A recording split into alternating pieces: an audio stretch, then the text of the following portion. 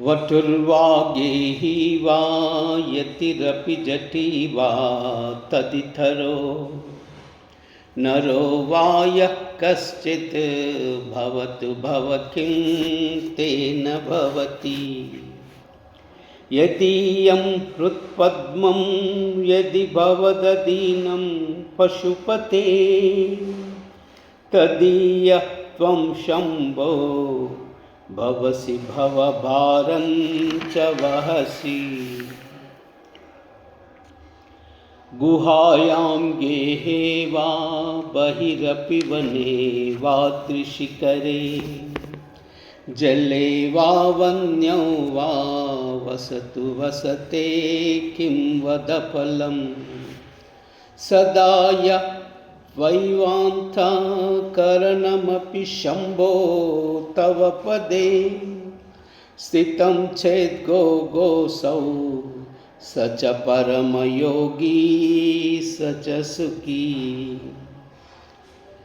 असारे संसारे जडनिज भजन दूरे जडदिया भ्रमन्तं मामन्दं परमकृपया पातुमुचितं। मदन्या को दीना तव कृपण रक्षाति निपुणः त्वदन्यः को वा मे त्रिजगति शरण्ये पशुपते। प्रभुत्वं दीनानां खलु परमबन्धु पशुपते प्रमुख्योऽहं तेषाम् अपि किमुत बन्धुत्वमनयोः। त्वयैव क्षन्तव्या शिव अपराधश्च सकला प्रयत्नात् कर्तव्यं मदवनमियं बन्धुसरणी। उपेक्षा नो चेत् किं न हरसि भवध्यानविमुखां दुराशा भूयिष्ठां विधिलिपिमशक्तो यदि भवान्। शिरस्तद्वै दात्रं न खलु सुवृत्तं पशुपते कथं वा निर्यत्नं करनकमखेनैव लुलितम्।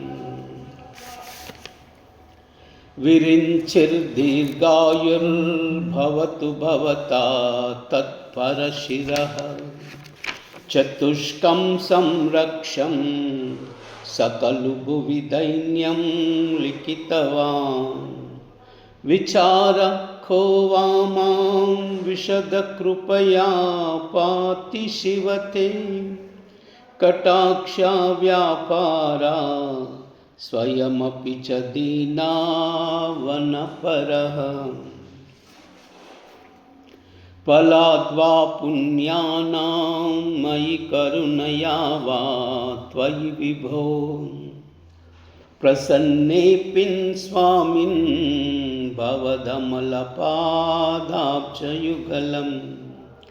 कथं पश्येयं मां स्नगयति नमः सम्भ्रमजुषां नीलं पानं श्रेणिर्निजकनकमाणिक्यमकुटैः। त्वमेको लोकानां परमफलदो दिव्यपदवी वहन्तं त्वन्मूलां पुनरपि भजन्ते हरिमुखा। कियद्वा दाक्षिण्यं तव शिवमदाशा च कियती कदा वा मद्रक्षां वहसि करुणापूरितदृशा। दुराशा भूयिष्ठे तुरतिपिगृहद्वारघटके दुरन्ते संसारे दुरितनिलये दुःखजनके।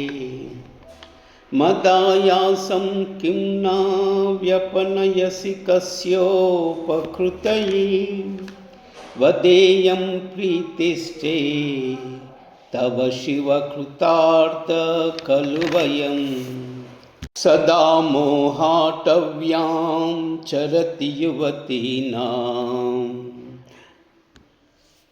कुचगिरौ नटत्याशा शाखा स्वटति झटति स्वैर्यमभितः कपालिन भिक्षो मे हृदय कपि अत्यंत चपलं दृढ़ं भक्त्या बद्ध्वा शिव भवददीनं कुरु विभो।